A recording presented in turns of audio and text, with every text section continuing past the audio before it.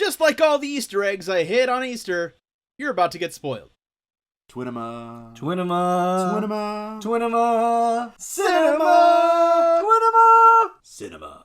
Hello, loyal listeners. My name is Joey. As always, I'm here with my co-host, Max, and as you could probably tell by me speaking, I'm also here. Excellent. And this episode, we are talking about the Nightmare on Elm Street franchise. That's right, we decided to, take a little road trip, or I should say field trip, over to Ohio. Apparently that is where Springwood is, where the Springwood slasher Freddy Krueger resides, and we decided to check out what he was up to for the past 30 years or so. Let me think real quick. I'm 33, which means you're 33, which means Freddy is 38. Wait, 37. 37 years old, Freddy is. Well, I mean, he was more than a grown man when they burned him alive. So the Freddy movies are 37 years old, okay? Yes. And the reason we were inspired to do this particular episode is because as we were watching our Jason films, the Jason Friday the 13th franchise, we ran into the movie Freddy vs. Jason. And as we were watching it, we just kind of realized, well, we're already doing the whole Friday the 13th franchise. I think we got to get our way on over to Elm Street. I mean, it's the natural progression of things, even though we, took a little detour in Amity for the Jaws movies, but we're back. It took us long enough. Yeah, this one's been a long time coming. We burned through the Friday the 13th franchise a lot more quickly than the Nightmare on Elm Street franchise. It's weird because there's less Elm Street movies. I know. If only there was some explanation for why it took us so long, like some sort of national pandemic. Some kind of just overwhelming sense of dread on our reality, and we just wanted to watch comedies during this time instead. You watched comedies that whole time? Not the whole time. Sometimes I had to watch sad movies so I could get the cries out. I was just watching World War II movies the whole time. Post-apocalyptic movies, getting ourselves ready. But let's get back to Nightmare on Elm Street, which overall, I gotta say, has the better movies. Yes, I mean, there are a few of them, but they have a better track record running throughout the entire franchise. They're more solid throughout than Jason's little outings, although his were probably a little more fun to watch. And much like our previous field trips, we're pretty much combining the top lists from me and Joey, and then we're going to be going backwards, counting down from the last to the first. Which is the way all lists should be when we're ranking things. Nobody wants to know the winner first, Max. Nobody wants that information. I know, since we have a captive audience, we want them to listen to the whole podcast rather than, just have them turn it off in the first 5 minutes. Exactly. And so, let's get this thing rolling. To watch all of the Nightmare on Elm Street movies, most of them are currently available on HBO Max, but they are all available to rent on all streaming services. You know what's better than a good cup of coffee? A free cup of coffee? That's right! But what's even better is a metaphorical coffee. A cup of coffee that you, the fans, can gift to us, the podcasters. And you can do just that at coffee.com/Twinema. Think of it as a well-deserved pat on the back for hours of entertainment and inane babble we've given you. So visit coffee.com, ko-fi.com/Twinema. Thank you ahead of time. Cheers. How long has it been since you've been on Elm Street?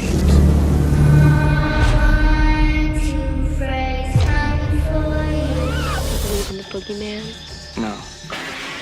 Whatever you do, don't fall asleep. I'm your boyfriend now, Nancy. It started to happen again. Kill for me. Fight him! All my children now.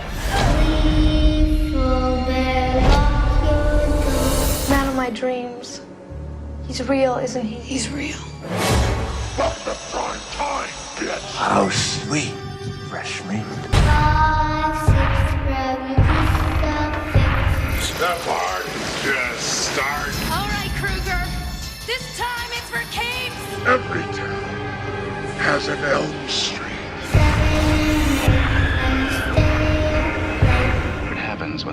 dies, the evil is set free. Miss me? Welcome to my nightmare. These are my children, Jason. Why won't you die? You open this door, Krueger! What do you think I did? I didn't do anything! This won't hurt one little bit. Never sleep again. Alrighty, we are here in Springwood, Ohio, and we know that because, weirdly enough, one of the later entries in the franchise, and the last entry on this particular list at number 9, first identified the city being in Ohio. The last on this list, number 9, is Freddy's Dead, The Final Nightmare, which is number 6 in the saga of Freddy Krueger. This movie came out when, 1991. Yes, it's like it was a couple years removed from the previous entry, and it was kind of the last legs. It's like, you know what? We're going to let this series die. We're just going to call it Freddy's Dead. After this movie, things change, and we'll get into that in a second, but this is the end of the original storyline, basically. Just had Freddy fatigue all over Hollywood at this point. No one wanted to do it, except, weirdly enough, Peter Jackson, who actually wrote an interesting idea for number 6, but they didn't go with it. They went with a woman who had been in the franchise family for a while, Rachel Talalay, who would help write and direct this particular entry. Yeah, I guess all the time she spent with Freddy didn't really help, because this is a stinker. Like, it starts out as a Looney Tune, and it should have stayed a Looney Tune throughout the entire movie, because there's some dark places it goes before it gets, the dream semen. See, this movie, I actually had really high hopes for when we began watching it. I think the first 20 minutes of the movie are really quite good, and then it starts to just go off the rails. It gets worse and worse as the movie goes, and it just doesn't ever get better. And it then eventually does roll over into the territory of so bad that it's good, but it didn't get there fast enough to make it as enjoyable as like a Friday the 13th 6, for example. So this movie, it's like, I think part of it is it's just this wasted potential. It's good to start, then it just gets worse and worse and worse, and by the time it finally gets to it's so bad it's good, there's only like 15 minutes left in the movie, and you just feel like you wasted your time. It just bounces around so much as far as the Freddiness of it goes. Like, he starts out literally as the Wicked Witch of the West on a broomstick in his first appearance in the movie, and he later goes to torturing one of the girl characters, who survives, by the way, by torturing her with her molesting father. So there is it's a little bipolar. It's all over the place, and I think there's, other than the story and the elements that Max just mentioned, it's super pronounced in the performances and the actual acting in the movie. The acting gets worse as the movie goes on, and these are some pretty talented actors, and they're actually giving good performances in the beginning. I think what happened is they spent too much time on the first chunk of the movie in terms of their shooting schedule, and then the producers came in and put their feet to the fire and was like, you need to get this fucking thing shot, and they just rammed it through, because the end of it just feels like they didn't take their time where they needed to. Yeah, and the whole thing pretty much revolves around Freddy trying to find his lost progeny, and they do a whole fake out thing by thinking, the character of John Doe, he's Freddy's son, but it turns out it's actually this psychiatrist who's looking after some wayward youths who get tagged along for the ride, although only one of them survives. It's pretty nuts too, because this also has 3 of the craziest cameos in the entire franchise. We've got Roseanne Barr, Tom Arnold, and Johnny Depp all making cameos in this particular movie. You're forgetting one, Alice Cooper as Mr. Krueger, Freddy's father. I completely forgot about him.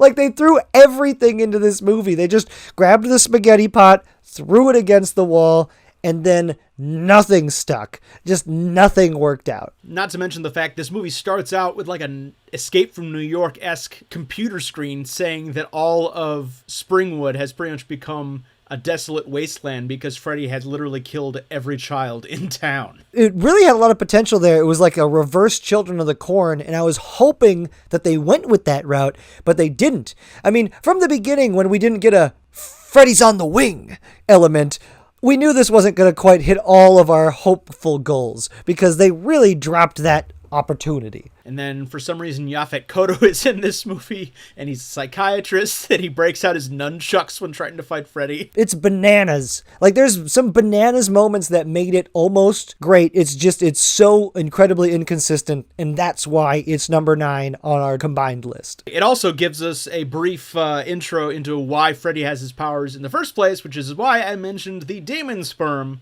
which gave him his nightmare powers. This one is so similar in terms of the Friday the 13th franchise. This is Nightmare on Elm Street's Jason Goes to Hell. It tries to add in a whole bunch of lore that's pretty unnecessary, that didn't exist at any point in any of the previous movies, and it tries to be its own thing. But unlike my enjoyment of Jason Goes to Hell, because it is just batshit the whole time, this one it doesn't strike me. It did not hit where it needed to hit, and then it just missed a lot. You know what the dream sperm reminded me of? I'm hoping you're on the same page with me here. The cosmic fish from the Muppets from Space. Muppets from Space. I know that's pigs from space, but nonetheless. We are cosmic beings. And also, that moment was in 3D, by the way. Just the last 15 minutes or so of this movie is in 3D for some goddamn reason. Like I said, there's so many cool elements in the movie that could have been made great, but it's just the script and the acting and everything is just kind of all over the place. And then moving on up to number 8 on our list, we have one of the most divisive entries in the franchise, which is the first follow-up in the franchise, which is Nightmare on Elm Street 2, Freddy's Revenge. This one, it's been so long since we've seen this one in terms of our viewing at this point, because we watched 2 at a time every time when we watched them together.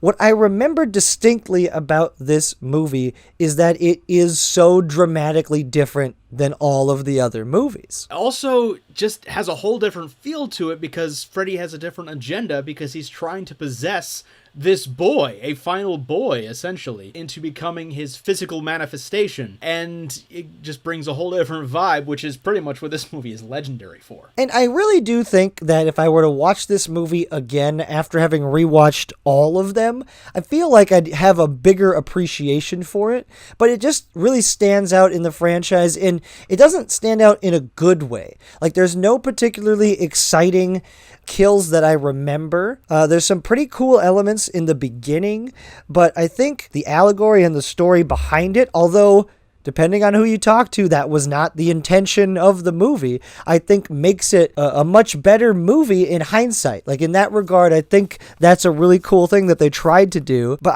I think it's also marred by some not particularly great performances. There's just some really weird stuff that happens in this movie that I didn't really like too much. Yeah, before we even get to the main legacy, this movie committed a huge sin as far as Freddy's powers.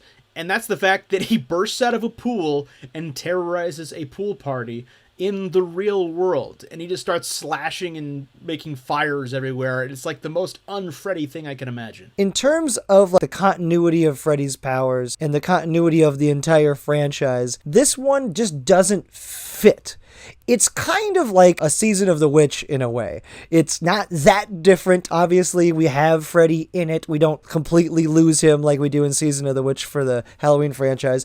But it's just so very different from all the other movies that it just kind of feels wrong that it's here, right? I think if this movie maybe came later in the franchise, or even if it was more of like a spin-off type thing, it could work. But because it is the second movie, I think that's part of what hurts it so much. But what it is very much memorable for as being a gay icon milestone, because it's pretty much all about Freddy himself being a gay allegory for the main character, who himself was played by a gay man. And it just has gone on. It's like a Rocky Horror Picture Show type legacy now. In fact, if you ever get a chance, you have to watch the documentary Scream Queen about his journey, and pretty much everyone coming to see this movie for what it is. Nobody really came out and said that this is what it was about, which, much like a lot of films and any kind of art, right, it's so subjective to the audiences who see it later. The original intent of the creators is often lost and sometimes completely irrelevant. So as of now, that's what this movie is, and I think that's its biggest strength, and I think they don't lean into that enough towards the end of the movie. I think that's very apparent through like the first half, and then it just kind of, it loses that a little bit, and I think that's a big part of why these movies are a little lower on the list, is they're just not as consistent from the beginning to end as the others. And then the reason it's not last is because of that legacy. It stands out for sure in the franchise for that reason. And then also, there's some things that one of the things that stands out to me, and it's weird, is the end of the movie. It's like the bus sequence is such a strange, weird ending to the movie, but for some reason I just can't not think of that. I don't know why, of all the parts of the movie, that's the part that's stuck in my head, but it did. And it's like anything that sticks in there and lasts for a long time must mean, well, I guess doesn't technically mean something, but it feels like it means something. Bob Shea, who is the head of New Line Cinema, kind of insisted on a cliffhanger ending for almost every one of these movies. In fact, he also appears in many of these movies. Bob Shea himself was the bartender at the leather bar that the main character finds himself in halfway through the movie, and he appears at random intervals throughout all the other films. So, coming in here at number 6, yes, that's correct, I said 6, we're skipping 7. Why? Because there is a tie. At 6th place, we have a tie with 2 films. We have A Nightmare on Elm Street 5, The Dream Child from 1989, and A Nightmare on Elm Street from 2010. The remake comes in at number 6. We'll start with The Dream Child on this one, and yeah, not a whole lot I remember too much about The Dream Child, other than the fact it's pretty much about Freddy trying to possess the child of the survivor of number 4, the Dream Master, which will pop up later, and it's the child of Alice, who is basically the Tommy Jarvis of the Freddy franchise. She's actually in more than one movie, and, is the same actress, which can't be said for Patricia Arquette from 3. So, The Dream Child is, of these 2 tied at number 6, The Dream Child is the one that is most deserving to be here, because Max gave it a solid 5, and I gave it a 7. It's pretty accurately in this spot, whereas A Nightmare on Elm Street 2010, it was a very divided house. Max had it at number 9, and I had it at number 3. So, we'll get into that in just a minute, but I just wanted to lay that out real quick why we're talking about A Nightmare on Elm Street 5 first. So, The Dream Child, why it's so low on the list for me is because there's not a whole lot of things that really blew me away. There are some interesting kills. I'll tell you the strongest thing in the movie for me is it's this particular kill. It's in the 80s. The song Take On Me really hit the culture, and it had its moment, and it's still one of my personal favorite songs and favorite music videos. And so, in The Dream Child, we kind of rip off that idea. There's a character who does drawings, that's his thing, he's an artist, and he lives in this really unsafe factory, but it looks cool, and it'd be kind of a cool place to live, but it's definitely not where a kid should be living. But anyhow, he lives there, and then Freddy, through his dreams, brings him in to the animation that he drew himself.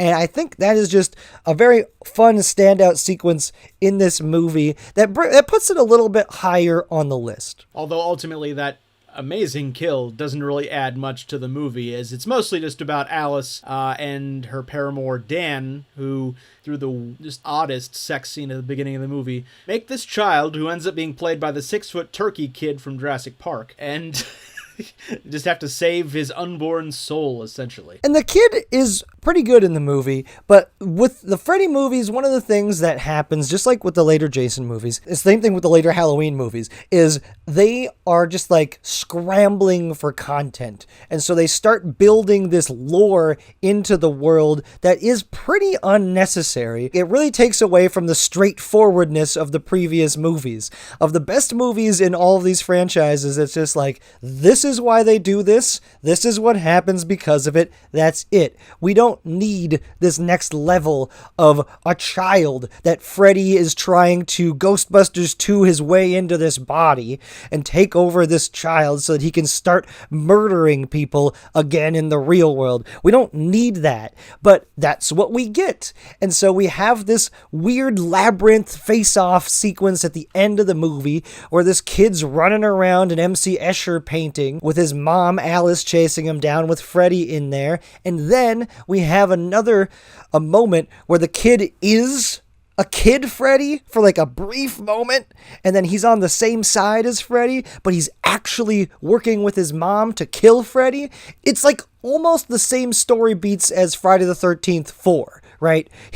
We just need to pretend that I am Freddy in order to defeat Freddy, because Freddy's got some massive hubris, right? So it makes more sense in this movie than it does in Friday the 13th 4, that he would believe this kid if for no other reason than that he wants to believe that the kid is him. Although ultimately I think it kind of hurts the movie, is this whole thing is shackled by the Amanda Krueger storyline from the previous 2 movies. It's like, are we still talking about this nun? It's like, yes, it's very, sad how Freddy was conceived, but it doesn't really help this franchise at this point. And that's the one thing about Freddy's Dead. It's like, come on, let's get beyond this. I also hate the way that they end her character arc in this movie. What happens is, spoiler alert, everyone. Well, I mean, they're listening this far, yeah. The nun comes back from the dead somewhat. She's like a ephemeral ghost type figure, but she takes Freddy back into her womb. That's how they get rid of Freddy in this one. The nun takes the baby back inside of her and then just accepts this as her fate eternally. And then that's the end of the movie.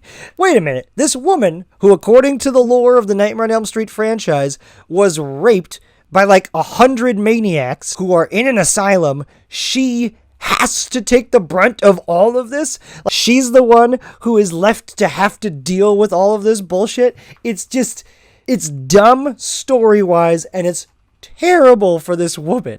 And I couldn't get over that combination of things. Like Max said, we're still dealing with it, and then also we don't redeem her in any way. We make it much, much worse for her after already having been through the worst things imaginable. Although, in my humble opinion, it's all just a little bit better than the remake of A Nightmare on Elm Street, which I just don't think brings anything to the table. So, I disagree strongly with Max on this one. But what's interesting about my disagreement is when I first saw this movie in theaters, I was very much with Max. I very much didn't like this movie. I kind of hated it, actually. But now, having watched all of the other movies and coming back to see this one, I think it really does hold up and do some things differently that I kind of like. There are some good scares in it. I think the addition of the thing that's been alluded to throughout the movies, that he is in fact a pedophile, not just a child murderer, he's a pedophile, makes it different enough and gives us some backstory that I find really disturbing, but gives us some really great contexts to certain scenes, especially his interactions with Nancy. It's just disturbing. Now, the things that I don't like about it, I still really don't like, unfortunately. One of those major things is I don't believe they do a great job with the dream sequences.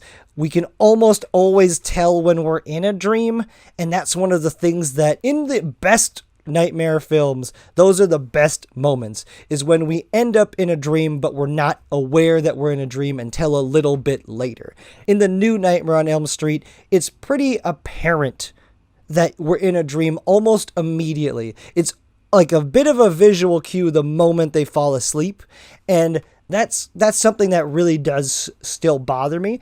But I think the performances in the newest Nightmare on Elm Street are better than almost all of the other films. I think that's something that it does have on everyone else, is the performances across the board are great. There isn't any weak performances. That's one of the things that really stood out to me. I don't know if I can agree with you on the performance level. Yeah, they're fine, I guess, but It's a very CW energy, and nothing is original. Like, almost every death is cribbing from the original movie, and the only really good kill is the very last one, in which they kill Mrs. Coach from Friday Night Lights. I'll agree that the kills aren't particularly top-notch, but one of the things that this movie does better than almost all of the other movies is it's scary.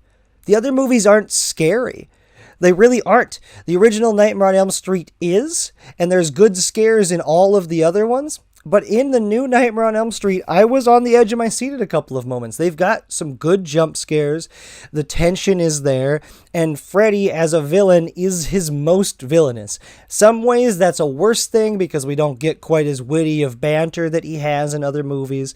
And his look, I'm not completely sold on it, but I like that they tried to do something different instead of having the exact same mask as he'd had in all the other ones. And with a different casting choice, I don't think that would have worked as well. So the visceral nature of his destroyed face does really work for me.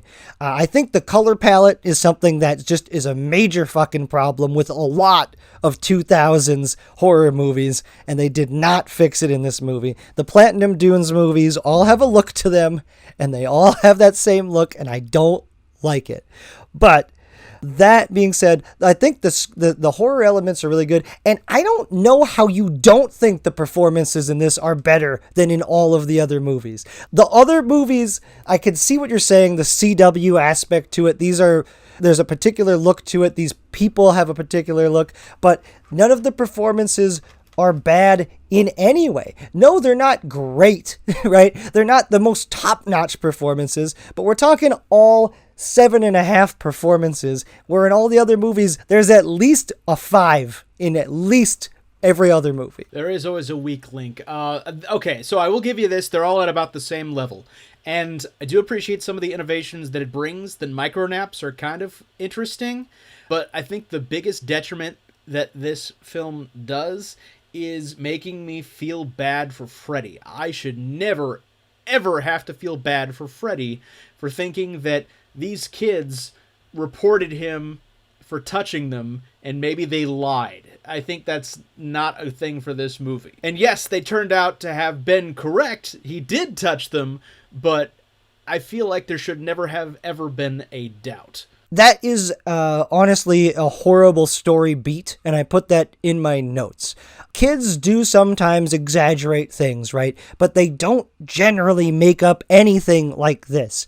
Right when it happened, I got so mad this time viewing it because it's just like, that's not how kids deal with trauma. Like, they're not going to just make shit up like that. And so the fact that they decide to have that as a temporary beat is infuriating to me.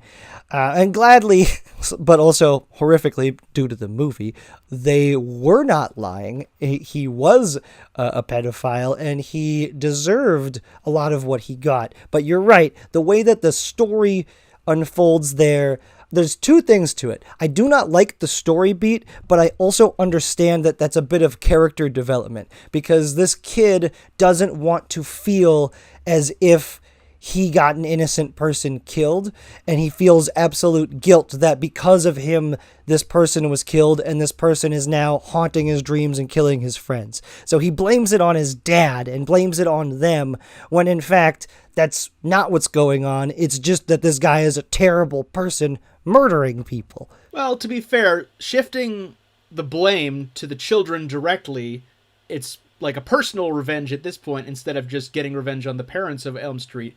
It also just kind of is on a dumb level because the parents in this are straight up murderers. Freddy doesn't get off on a technicality for his pedophile trial. They just straight up kill him in a warehouse with no proof whatsoever other than the kids say so. Well, okay. Like obviously believe what they're reporting, but also to jail with him.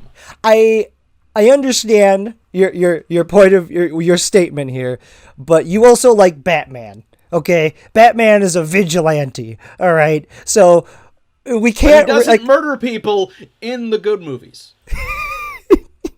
Yes, he Actually, does. that's a lie. And He totally does. he 100% does. But I get that point, and we do skip that story beat from the original that he got off for the crimes and then they killed him. We just skipped that, and the parents took initiative and murdered this son of a bitch beforehand. And that's actually a pretty great scene to have, and I like how it unfolded because it adds another level to Freddy's deviousness. He's in control of that kid's dream, and in that dream, he makes it seem like he's somewhat an innocent man, which then flips it. So, like, there's some good elements to it. I understand that you ranked it so low.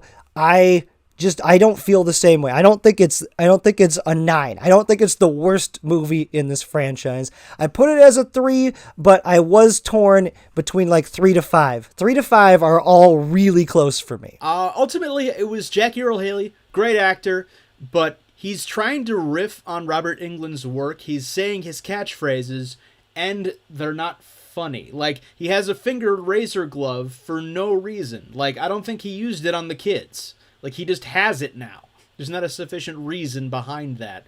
So, I might just be bitter, I think, but it is just a Cliff Notes version of the original movie. Well, just to counter that a slight bit, and then we'll move on, it's not funny by design. Its whole purpose is to make this a darker movie. This is the Christopher Nolan Batman of the DC Batman films. It's like, all right, what are we going to do? We're going to make this darker. When I originally saw it, I really didn't like a lot of that. But having seen it again after watching the whole franchise, even just adding the diner element in the beginning, which was something that I didn't recognize when I first saw the movie because I'd only seen the original. And so having all the other context of the other movies that came before it made it a lot more enjoyable for me this time around. Well, moving on to something a little less contentious is our pretty much equal love of Freddy versus Jason, our number 5 on this list. I gave this a 4. Max had it at a 6. And I think we touched on this when we went through the Jason movies before, is that Freddy versus Jason is more of a Freddy movie than it is a Jason movie. And that is one of the reasons why I had this so much higher, is because it really is conceptually a great Freddy Krueger movie. The entire plot is driven by his particular modus operandi, and yeah, he gets Jason to do his bidding. However, he only has 1 kill in the entire movie, which is infuriating to him, and there's a great moment where he gets a kill literally taken away from him, which then motivates the whole second half of the movie. I think one of the reasons why I put this much higher, I think I had Freddy vs. Jason at number 6 on our last one, 6 or 7, and I have it at number 4 here for me. Number 5 overall for us. The reason it's higher is because I had a lot more fun watching this movie. It is quite funny, and when you add the context of, once again, all of the previous Nightmare on Elm Street movies, it makes his character so much better. We get to see some of these callbacks with elements that had happened before with the kills, with the asylum that we're in like 3 and 4. We get to have those elements, and then he's a lot of fun. I think he's his most fun in this movie by far. He's cracking the most jokes, he's the most interactive, and he looks incredible. His character design in Freddy vs. Jason, his mask, his makeup, I think it's probably the best that it looks of any of the movies in the franchise. He looks so cool in this movie. There's even an alternate look of Freddy in this movie when he is the demon. When he's in like demon mode, he still looks cool. It's like an away jersey for Freddy, and I love the way it looks. And the entire thing is pretty much due to the different direction of the movie. It was directed by a martial arts guy who actually had previous horror experience too. Ronnie also directed Bride of Chucky, which also was a reinvention of that franchise. So, whole new energy, different way of lighting everything. He did look great, and he's at the height of his Freddy powers, so to speak. Not in the movie plot-wise, obviously, because he's needs Jason, but I mean, his catchphrases are on point, aside from a weird black joke at the end of the movie, yeah, he's just having fun, firing on all cylinders. So it was like a good ending to Robert Englund's journey as Freddy. For sure, but I'm going to just say one thing here that bugged me when we watched it before, bugged me when I watched it again, and it bugged me about the new Nightmare on Elm Street. And this movie is like the quintessential early 2000s color palette. It is this awful blue, and I hate it. There are moments in this movie specifically where the whole scene is lit to look blue, and because the movie conceptually, like I said, it's great. It honestly, it's one of the best sequels because of the storyline being so unique and interesting and inventive, with the medication that's keeping them from dreaming, the whole town being in on the cover-up. There's so many good elements to it, but my God, this blue lighting, it's just, I'm so glad it died. I'm so glad we're done with that look. Ultimately, the movie ends up being a draw, although Jason gets most of the glory. Freddy gets all the quips in. There's a lot of great jokes, and I think just seeing them battle it out on screen, there's some really cool moments of that. Freddy fucking with Jason in his own head was a highlight for me. Absolutely. Him being his mom and just kind of switching that visual in and out. There's a lot of great moments in the movie, and I enjoyed it much more watching it on the heels of the Nightmare on Elm Street franchise than I did watching it as a part of the Jason franchise. And it kind of turns it on its head. And that's exactly what the next entry, number 4 on our list, Wes Craven's New Nightmare, does. As it's basically proto-Scream, Wes Craven makes it meta. So here we have our second most divisive film on this list. I have it at 6, and Max has it as his 3rd. And so the disparity is there, but it's not too crazy. Really, other than our 6th place tie, we're pretty reasonably close.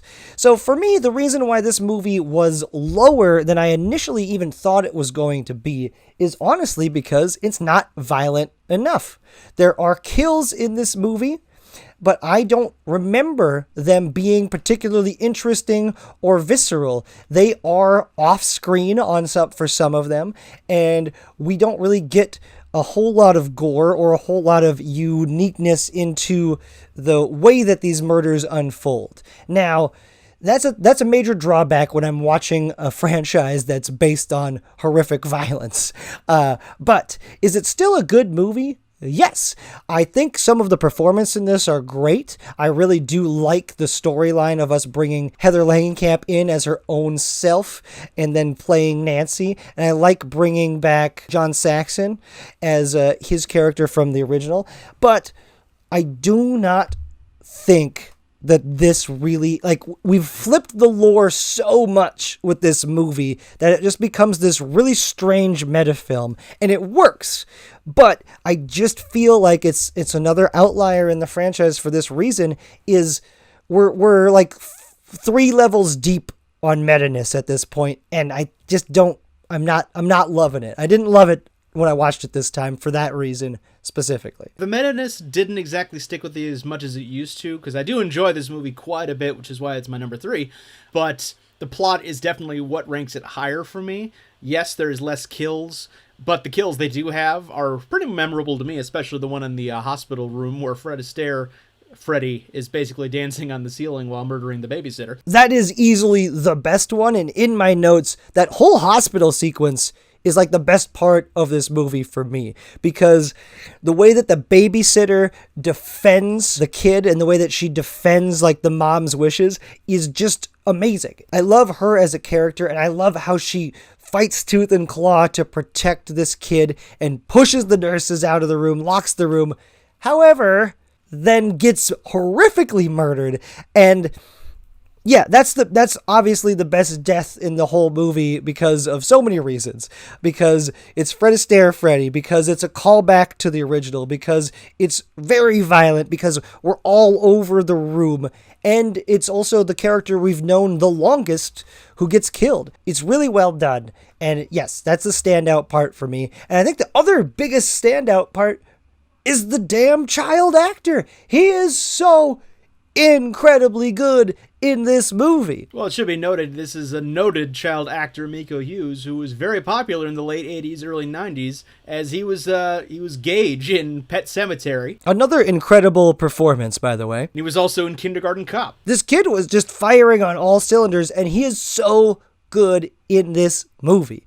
But Max, since you do like this one a little more than me, tell the listeners why you like this one. I'm always a sucker for a good Hollywood story, and it was just interesting to see the actress Heather Langenkamp dealing with the post-traumatic stress of being this horror icon. And she has a stalker in this movie, and it's a driving force to getting her to act in another Freddy movie, and she's also married to a special effects artist, which she actually is in real life, by the way. I didn't know that. That's amazing. I found that out, apparently, because she had a credit in Zack Snyder's Dawn of the Dead. But, yeah, it's just seeing that side of Hollywood, a darker side, and weirdly enough, this movie also works as a shadow sequel to Freddy's Dead, which introduced the whole dream demon aspect of it, and Wes Craven literally has to contain Freddy by making another movie. And that's an interesting way of dealing with it, and it becomes, the triple meta at that point, as he's writing the script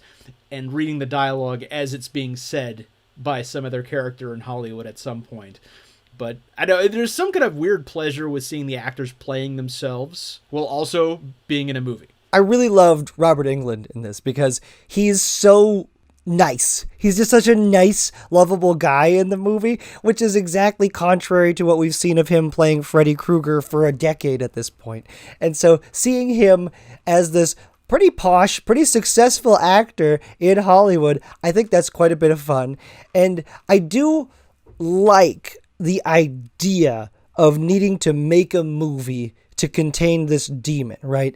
The idea of creating art in order to channel this demon creature away from actually manifesting itself in the world. So you manifest it into art, into this movie. And I do think, if I remember correctly, Wes Craven has actually said something about that Freddy came from his nightmares, and he just wrote this script in that regard. So this is really feeding into Wes Craven's origin story of Freddy himself. But I also think that would be a really cool movie that doesn't have anything to do with this franchise. And I think throwing that lore into this on top of all of this is just too much. It's a hat on a hat kind of situation, and I like it, but I don't love it. I also love this movie because it's also about reclaiming the legacy. Wes Craven personally came back after being gone since the original movie to make the best movie in at least 3 movies. 1, 2, 3. Yeah, okay, maybe 4 is good. But he came back and he blew them all away. It's like, hey, I still got it. This is like the second highest rated of the sequels, and it also made, nothing. So, but I don't know, it showed he still had it, and he would later go on to prove he still had it with Scream. The original mastermind still had the magic. The movie is really well done, and I think that's a thing that is very easily noticeable. Just when you switch from 6 to 7, especially when you switch from 6 to 7. But Wes Craven knows how to make a good movie. He knows his shots, he knows his angles, he knows how to put it all together. And so the movie is really well done. For me, I think that's what it comes down to, is I just didn't love the story as much as I would have liked to. And there isn't such a level of graphic violence as there once was in his earlier films. And I feel like he does a return to that in Scream, so that's nice. But I think he is a little bit more contained. And so I think, in a way, that hurts the movie for me. He wouldn't have this level of success until he was directing Scream 4 in Jay and Silent Bob Strike Back. And then he goes on to direct Scream 4. Just slightly less successful results. Amazing. But let's move on past our number 4 film onto our number 3 film, which happens to be A Nightmare on Elm Street 3 Dream Warriors from 1987. And this movie is just all rock and roll. The kills are good, the performances are good, and the script is pretty good, and this is like the first notable movie in the franchise to try to expand the lore. One of the things that makes this movie so good is the very first kill that I remember seeing. I'm not sure if it's the first kill in the movie. It's the one where he marionettes this man through his tendons and walks him out of this asylum and up to the top of like a clock tower and then throws him to his death. It is fantastic. He's the puppet master pulling their strings, literally, and it is gross, disgusting, and impressive. The visual effects are on par in this movie. They threw a little more money at it, and they actually got some good writers along, Chuck Russell and Frank Darabont of, Shawshank fame, writing the script for this thing. And that's not even my favorite kill in the movie, but it's still excellent. What is your favorite kill in the movie? The needle kill at the very end. The bad girl, Taryn, who is a recovering drug addict, is basically confronted by Freddy, who reveals the scar marks on her arm are just like gaping mouths looking for needles, and Freddy reveals all his fingers are needles with drugs in them, and it's just disgusting and just sad because of her character arc. It's really well done. And we also have Heather Langenkamp back in this movie as well, playing her character of Nancy, the last time where she plays Nancy in the franchise. And she does a great job, and it makes sense. She's got a fun character arc. She's working in the mental health field, which makes perfect sense based on her previous experiences. So she's working specifically with dreams and is trying to work with these kids to help them through their problems. And some of these kids are actually having the exact same experiences that she had. So she's the perfect person to be there. But of course, when she arrives, that's when everything starts going to shit. But it is really cool, all these kids having the same dream, as it's like through group therapy, they all try to make that their strength as well. They're the titular dream warriors, and for the most part, that kind of works to their favor to try to defend themselves against Freddy. It's only when they actually get separated that they start dying. As it is with most horror movies, you should always stick together. It just, every time they separated a movie, ever since Scooby-Doo, you just know it's a terrible idea, but everyone does it all the time, regardless. It's like, no, you should never, ever separate. Pretty much all unfortunately named character named Joey's fault, who falls asleep and succumbs to temptation from Nurse Freddy. Those naughty nurses. They'll get you every time. And they really do have some fun with this, too, in terms of their Dream Warrior personas.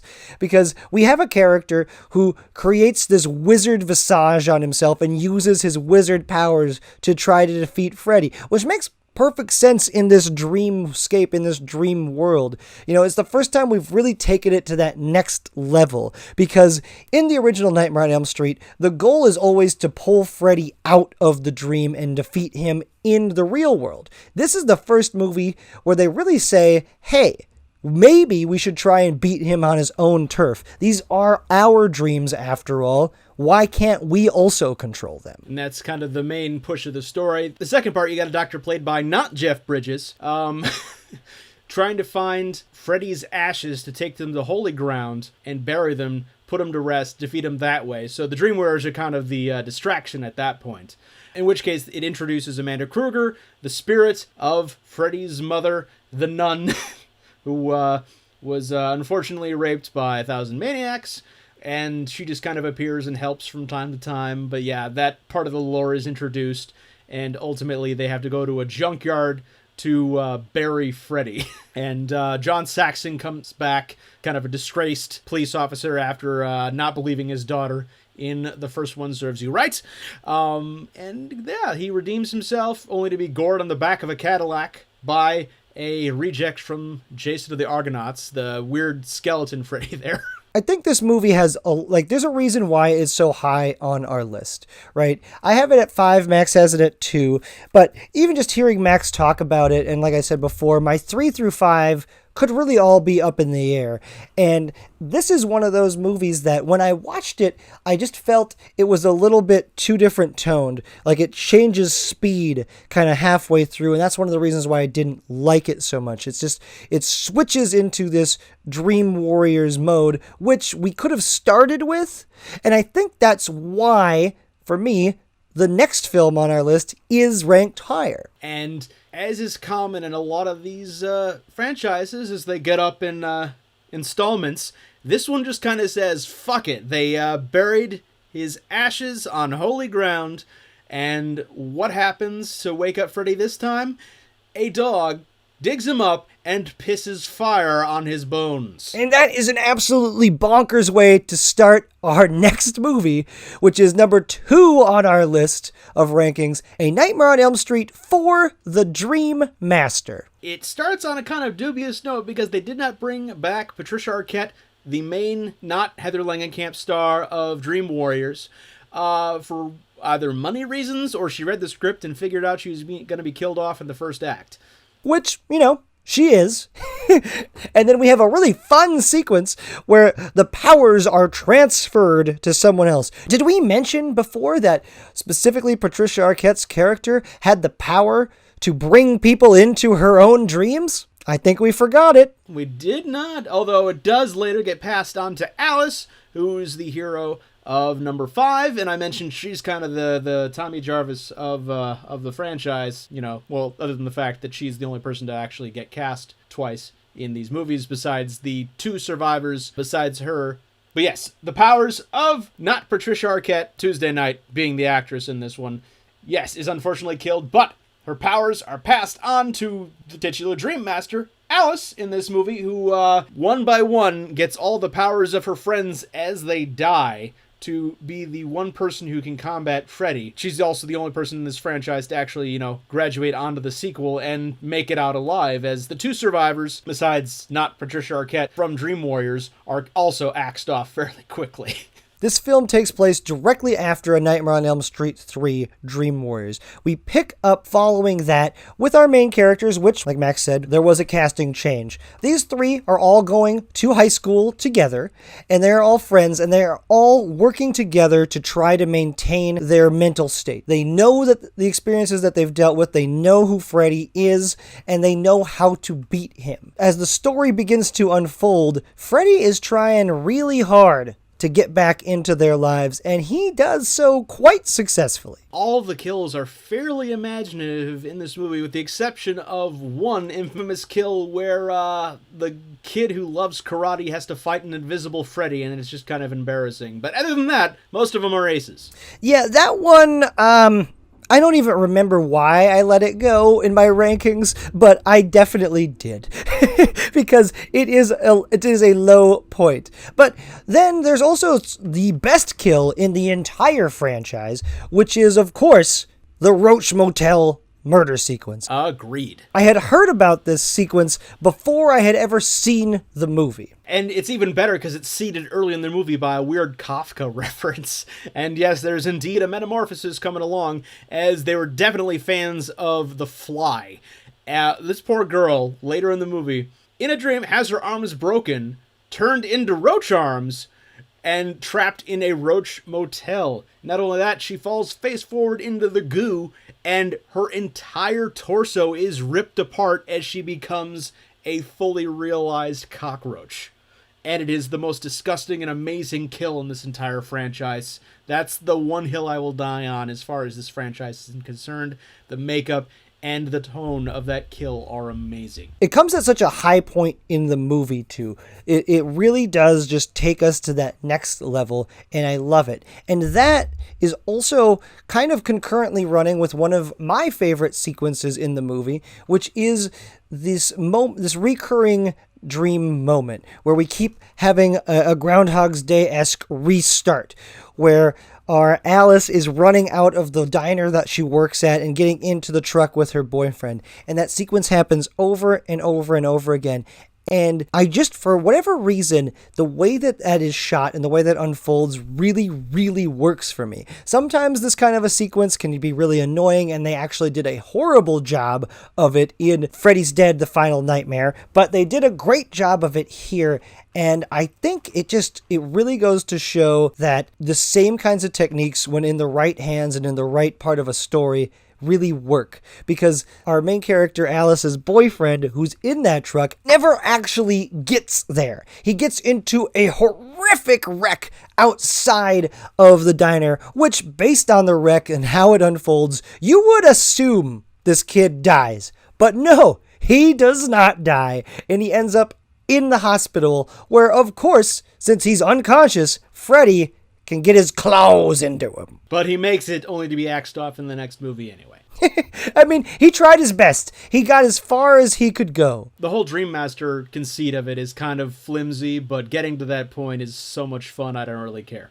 Basically, Freddy is undone by seeing himself in a mirror, and then all of his victims burst out of his chest, which is great. I think that's actually one of the things that really sold for me. It is the first time that we ever see the souls trapped in Freddy's chest. And we see that visual image of the little faces on his chest bursting out of it, through his sweater at some points, through the slashes. It is disgusting, it is awesome, and it is super cool, because those souls then eventually grab him after they escape and drag his ass to hell, in quotes, because we don't know where they dragged him exactly, but they drag him to his death. And it is bonkers. Yes, the mirror is kind of silly, and I don't love it too much, but the elements surrounding the mirror really work for me. And I think why this one ranks ahead of 3 is basically because it builds so well to the climax. I don't feel like the climax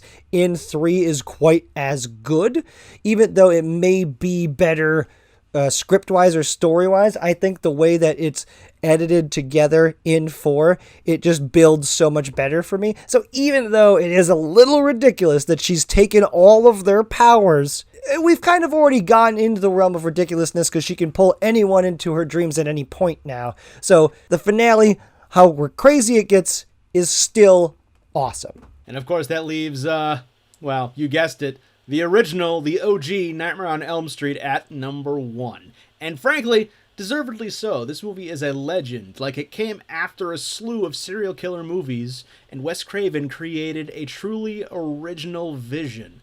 And it doesn't hurt that pretty much every kill in this movie is an A. 2 of the most iconic horror movie deaths occur in this movie, and they still hold up. They try to recreate them in some of the sequels, and they just don't even come close. They touch on it just barely, but they do not hit that same level, which just goes to show, even with bigger budgets and even with better special effects, they are failing to live up to the vision of this movie. There's something in the remake of Nightmare on Elm Street that bugged me immediately. There's this great moment, and it's an iconic visual from the original film, and it's on a lot of posters and covers. And it's the moment where Freddy is reaching out above Nancy's bed. She's dreaming, and he's pushing through the wall, basically pushing his way into reality, into her world. And it looks incredible because they did it practically.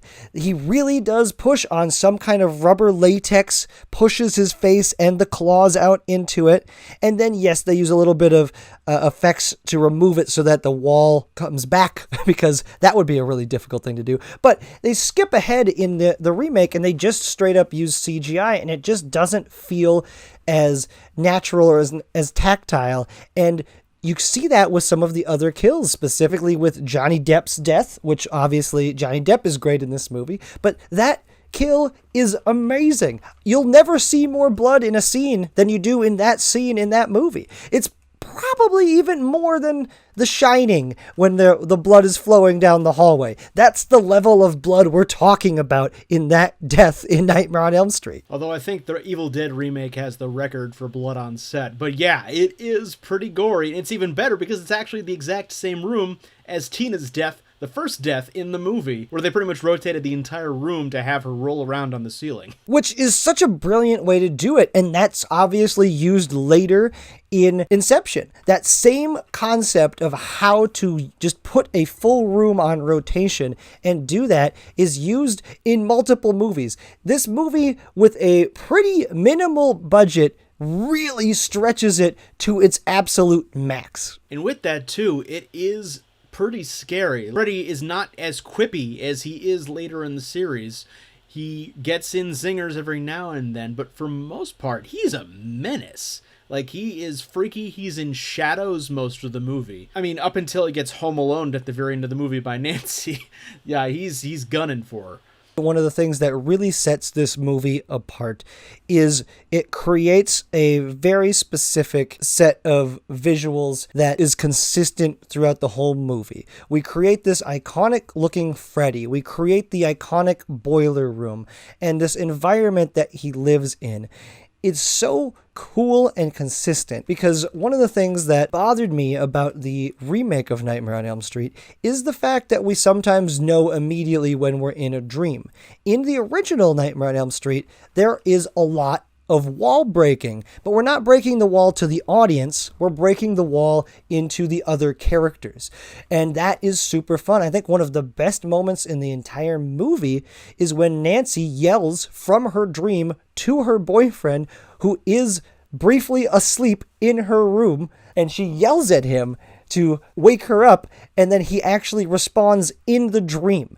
And it's just an amazing moment, and this movie is full of those kinds of quote-unquote fourth wall breaks, and we never know when characters are dreaming, and I just really think that heightens everything. When you don't fully know what is going to happen, it makes it just a lot scarier. And it's also just suspenseful as hell, because we don't know what Freddy is capable of. Like when that one guy is in the jail cell, and Freddy is slowly but surely inching a sheet towards his neck to hang him. It's like, wait, Freddy can do that? Oh God, Freddy can do that!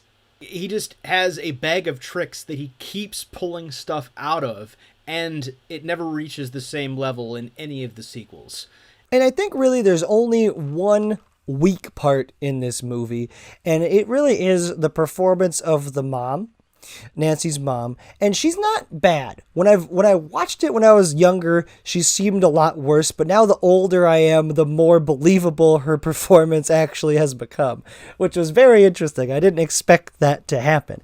But as Max alluded to, Nancy kind of Home Alones her way into beating Freddy at the end of the movie. That does get a little silly and a little ridiculous, and Freddy does get his ass kicked. But much like other movies, because of the end of the movie, it kind of retcons all of that. Freddy, from our point of view, is letting her win. He lets her get these wins in so that he can kill her mom. And then at the end of the movie, she wakes up as if none of this happened. And we have this crazy bonkers sequence where she's just getting up bright and ready for school. No one died. They're coming to pick her up. She gets into the car. The car convertible closes. It's Freddy's sweater colors. They're trapped in the car. She looks to see her mom at the door, and her mom gets pulled in through the friggin' peephole or through the glass on the window and just sucked into there. And that's the end of the movie, because she never woke up from the dream. She had been in the dream the whole time. She never got Freddy into the real world. She just lost. She lost to this psychopath. And I think that dour ending is one of the reasons why the first one holds up so much better than the others. The others were kind of led to believe that the characters win. Well, they give little hints at it that, maybe they didn't win, maybe Freddy's still out there. But this one, it's so concretely fact that he is still out there attacking and destroying people's dreams. Huh. Well, this is certainly an interesting way of seeing how we differ on this movie. I never assumed that she lost. I assumed that she won, but just Freddy is still out there because sequel's got a sequel. I assumed he just lost his power temporarily, so whether the actual last scene in the movie is a dream or not, he's obviously still out there. I always assumed that when she wakes up, because of the sun, because of how perfect of a day it is not reality. She never actually got out of the dream in the first place. And so she's been in a dream this whole time. Ooh, that is an interesting way of looking at it, and I don't hate it. I don't know if that's how I see it, but I like it. Yeah, for me, like, that's how I saw it from the very first time. So it's interesting to me that us as twins have such a different view on it. But that's also what makes some of our discussions so riveting. We have different perspectives, and I like it. It's a good thing, Max. If we agreed all the time, this would be a super boring podcast. In which case, we both would have loved Volcano, and all would be right with the world. But yeah, so that's all of the movies. Ultimately, after all that division, we came down to like the original as the very best the franchise has to offer. Although, again, the Roach kill number 4 is an all-timer. Agreed. It is one of the best kills of the entire franchise, and it's unfortunate that it's not in the original, but you know what? We had to go up somewhere, otherwise why would we have watched all of the other movies? So, after having talked about all of that, we do want to just give some context here to how much money these movies made. Well, I mean, it was pretty consistent. They were gaining lots and lots of money up through number 4. I mean, the original one worldwide got $25 million off of a nothing budget. And, I mean, they didn't have to spend a whole lot because New Line Cinema was a non-entity in Hollywood. Like, this movie, this franchise made them until they were absorbed by Warner Brothers. In this case, we get the remake. But yeah, consistently making more and more money up until 4. Then they take a dive for a couple of movies, and even Wes Craven's New Nightmare only makes $19 million, which is just horrible.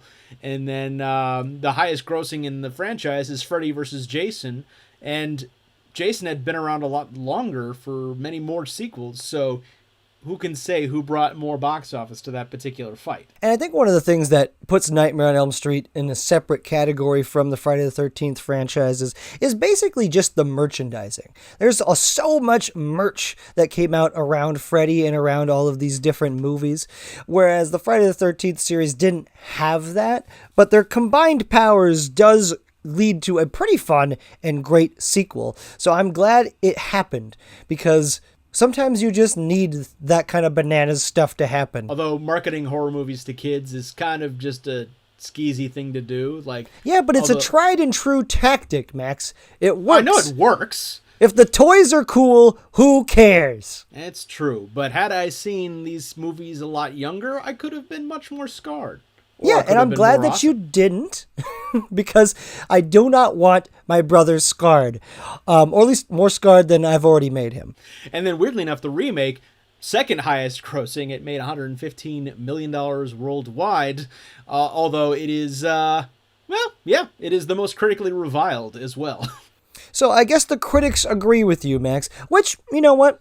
It's fine. You know what? Sometimes people like Max's opinion. Sometimes people like my opinion. It seems that I'm generally the outlier, though. When I dramatically differ from Max, everyone gets mad at me. No one gets mad at Max. And all is right with the world. All right, well, we have to get off to our sleep, hopefully nightmare-free. But is there anything else we need to bring up about this franchise? Like, I personally think this is a better franchise than Friday the 13th, because it's more creative and fun.